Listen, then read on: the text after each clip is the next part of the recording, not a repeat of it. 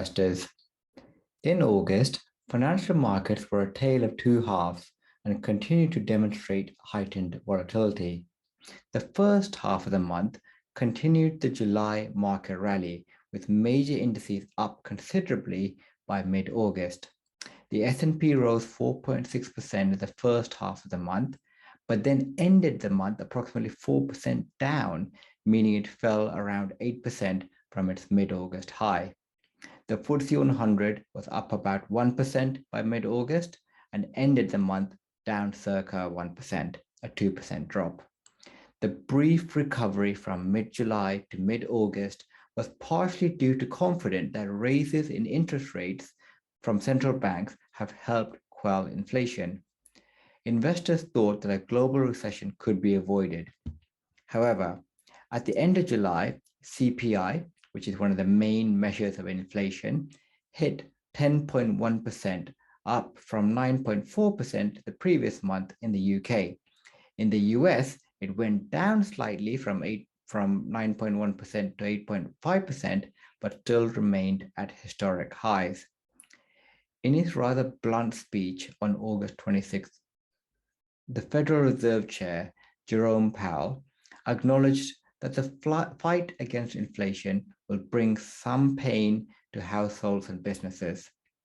He added that policy measures will likely require a sustained period of below-trend growth, news that equity markets did not want to hear.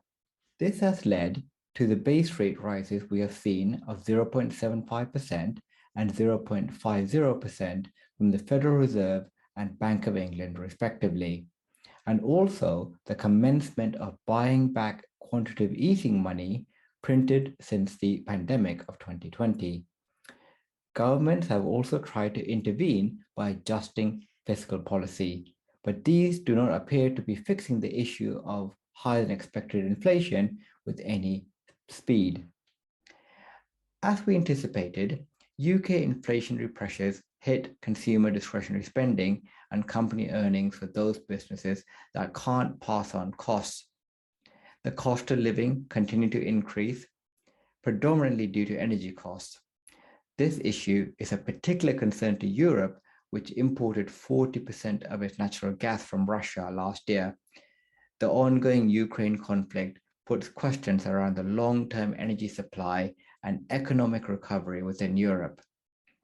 There are still signs to be optimistic about the markets in the medium term. On a corporate level, profits have also remained relatively strong, as seen from the recent second quarter profit reporting season in the S&P 500 index, with stocks roughly beating the expected average by about 4%.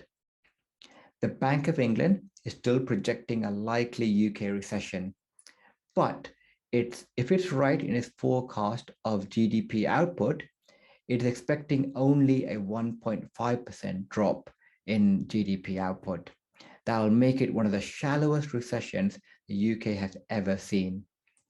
And the jobs market still remains robust, both here at home in the UK and also in the US. That is to say that unemployment is still historically very low. As we have said before, long-term, financial markets have always proved incredibly resilient and have grown over time. As always, we encourage you to contact your financial advisor should you have any immediate concerns.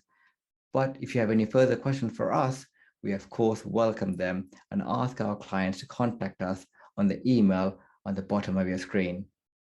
Thank you.